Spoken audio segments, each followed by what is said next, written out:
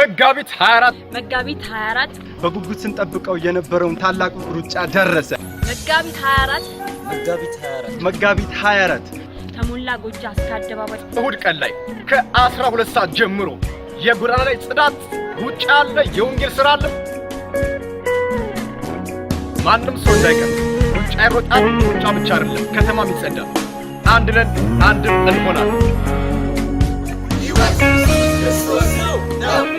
እኛስ የተሰቀለውን ክርስቶስን እንሰብካለን።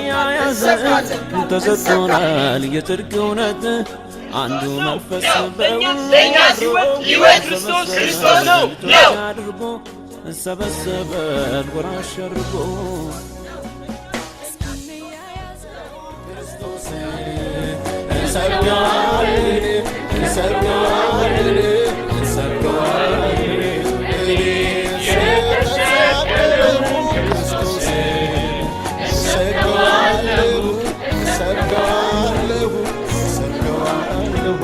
እኛስ የተሰቀለው ክርስቶስ